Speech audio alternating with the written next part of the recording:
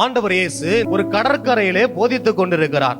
அவர் போதித்துக் கொண்டிருக்கின்ற பொழுது தொழுகை கூட தலைவர்கள் ஒருத்தன் யாரு, யாயிர் என்கிற ஒருத்தர் ஆண்டவர் இயேசு கிட்ட வந்து என்ன சொல்றாரு, என்னுடைய மகள் சிறுமி சாக கிடக்கிறாள், அவளை சுகம் கொடுப்பதற்காக வாங்க அப்படின்னு சொல்லி இயேசுவ என்ன செய்யறாரு, கூப்பிடுறாரு. வரன்னு சொல்லிட்டு ஆண்டவர் போதனை கொஞ்சம் கண்டினியூ பண்ணிட்டு போற வழியில இன்னொரு அற்புதமும் நடக்குது.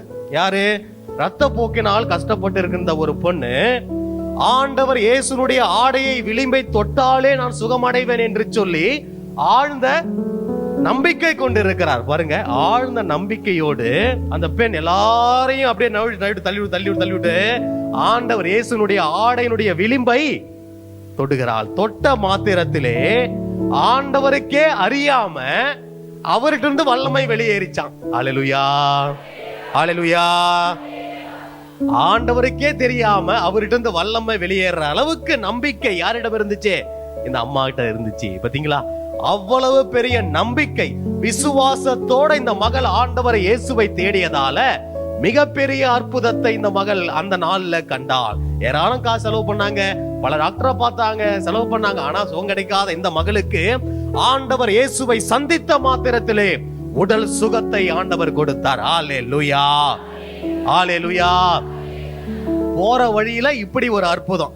இப்படியே அவங்க போய் கொண்டிருக்கும் பொழுது அங்கிருந்து தொழுகை கூட தலைவர் இந்த யாயிருடைய வீட்டில இருந்து ஆள் வந்து, இனி போதகரை தொந்தரவு செய்யாதீங்க, உன்னுடைய மகள் இறந்து போய்விட்டா, உயிரா இருந்தா சரி அவர் வந்து சுகத்தை கொடுப்பாரு, மகள் செத்துட்டாரு, இனிமேல் போதகரை நீங்க தொந்தரவு பண்ணாதீங்க, அவர் பாட்டுன்னு அவர் போதிக்கிட்டோம் கடற்கரையில விட்டுட்டு வீட்டுக்கு வந்து அடக்க சடங்குகளை பார்ப்போம் அப்படி என்று சொல்லி மக்கள் சொல்லுகிறாங்க.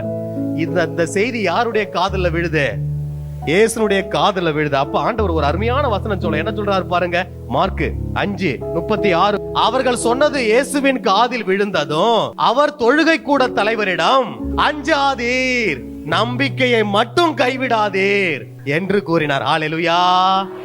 இவங்க பேசிக்கிறாங்க, என்ன பேசிக்கிறாங்க, இப்ப ஒண்ணும் முடியாதுப்பா, இட்ஸ் டூ லேட், செத்து போயிட்டா மகள், செத்து போயிட்டா, இப்புறமேட்டு போதகரை தொந்தரவு பண்ணாதீங்க, அவரால ஒண்ணும் முடியாது, வாங்க அடக்க செயல்களை பாப்போம் இவங்க பேசிக்கிறது இயேசுனுடைய காதுல விழுந்துச்சு.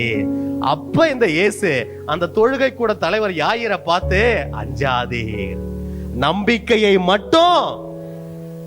பாத்தீங்களா, ஆண்டவர் எவ்வளவு தெளிவா சொல்றாரு. அருமையான கிறிஸ்தவ பெருமக்களே, ஒருவேளை நினைக்கலாம் என் வாழ்க்கையே முடிஞ்சிடுச்சு, என் வாழ்க்கையே சுனிமம் ஆயிடுச்சு, இனிமேல என் குடும்பம் முன்னுக்கு வரும்னு எனக்கு நம்பிக்கையே கிடையாது, இனிமேல ஆண்டவர் என் குடும்பத்தை ஆசீர்வதிப்பார்னு நம்பிக்கையே கிடையாது என்று சொல்லி ஒருவேளை இப்படி ஒரு அவநம்பிக்கையோட வந்திருக்கலாம். ஆண்டவர் இயேசு இன்று உன்னை பார்த்து சொல்லுகிறார், மகனே மகளே அஞ்சாதே, நம்பிக்கையை மட்டும் கைவிடாதே, நம்பிக்கையை மட்டும் நீ கைவிடாதீங்க ஐயா, உனக்கு நம்பிக்கை மட்டும் இருந்தா போதும், அதை நீ கைவிட்டு விட்டாய் என்றால் ஒரு அற்புதம் உனக்கு நடக்காது, நீ நம்பிக்கையை கைவிடாதே என்று சொல்லி அந்த தொழுகை கூட தலைவரை ஆண்டவர் தேற்றார். சரின்னு சொல்லிட்டு கூட போறார், வீட்டுக்கு போறார். அங்க என்ன நடக்குது, வீட்டுல எல்லாரும் உட்கார்ந்து என்ன செய்யுங்கிறாங்க, அழுதுன்னு இருக்காங்க, செத்து போன மகளுக்காக அழுது கொண்டு இருக்கிறாங்க. போன இடத்துல ஆண்டவர் என்ன சொல்றாரு, மகள் சாகவில்லை, அவள் தூங்குறான்னு சொல்றாரு. பார்த்து மக்கள் என்ன செஞ்சாங்க, அதை கேட்டு சிரிக்கிறாங்க. என்ன ஆண்டவரே, உங்களுக்கு இது கூட தெரியாதா, மகள் செத்து போயிட்டாலே, மூச்சு நின்னு போயிடுச்சு, இதயம் நின்னு போயிடுச்சு, நாடி துடிப்பு இல்ல, செத்து போயிட்டா, அவள் செத்துட்டான்னு எல்லாருக்குமே தெரியும், அதனாலதான் உட்கார்ந்து அழுதுன்னு இருக்கிறோம், நீ என்ன சொல்றே, அவள் சாகவில்லை தூங்குகிறார் என்று சொல்லுகிறீரே என்று சொல்லி எல்லாரும் பார்த்து சிரிக்கிறாங்க. உடனே ஆண்டவர் என்ன பண்றாரு பாருங்க, எப்பவுமே ஆண்டவர் கூட நிறைய சீடர்கள் இருப்பாங்க இல்லையா, ஒரு 3 சீடர்களை மட்டும்தான் உள்ள கூட்டிட்டு போறாரு. மத்தவங்களை எல்லாரும் என்ன பண்றாரு, வெளியே போங்க, அழற அத்தனை வெளியே போங்க, வெளியே போ வெளியே போ வெளியே போ, எல்லாம் ஓலமிட்டு அழுறீங்க, கத்து வெளியே போங்க வெளியே போங்கன்னு சொல்லி எல்லாரையும் துரத்துறாரு. அந்த பொண்ணுடைய அப்பா அம்மா 3 சீடர்கள். யார் அந்த சீடர்கள், பேதுரு யாக்கோப்பு யோவான். பேதுரு யாக்கோப்பு யோவான் அவங்க அப்பா அம்மா, இந்த 5 பேரை மட்டும் வீட்டுல கூட்டிட்டு போறாரு. ஏன் அந்த எல்லாரையும் மத்தவங்கள வெளியே அனுப்புனாரு சொல்லுங்க பாக்கும். மத்த டிக்கெட் கூட இருந்தா ஒருவேளை ஆண்டவராலே அற்புதத்தை இவரே உயிரோட எழுப்பினாலும் மீண்டும் போதிச்சிருவாங்க இந்த பிள்ளைய. நீ எந்திரிக்காத, செத்து போன பிள்ளைய மீண்டுமா கூப்பிடுறீங்க, மீண்டுமா எழுப்புறீங்கன்னு சொல்லிட்டு பாடையில கட்டி உயிரோட புதைச்சாலும் திரும்ப புதைச்சிருப்பாங்க.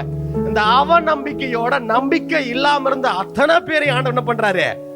வெளியே போங்கயா, வெளியே போங்க, நீங்க இருந்தா ஒரு அற்புதமும் நடக்காதுன்னு சொல்லிட்டு அத்தனை பேரையும் வெளியே அனுப்பிட்டு கதவை மூடிட்டு நம்பிக்கையோடு இருந்த 5 பேரை மட்டும் வச்சு அந்த மகளை தலித்தாக்கும், மகளே நான் உனக்கு சொல்லுகிறேன் எழுந்திருன்னு சொல்லிட்டு அந்த மகளை எழுப்புகிறார். ஆண்டவர் இயேசு அந்த யாயிருக்கு சொன்னது, அஞ்சாதே. உன் குடும்பத்துல, உன் வாழ்க்கையில கடந்த காலத்துல எத்தனை துன்பம், என்ன அவமானம் வந்திருந்தாலும் நீ அஞ்சாதே, நீ கவலைப்படாதே, நம்பிக்கையை மட்டும் கைவிடாதே. ஹல்லேலூயா.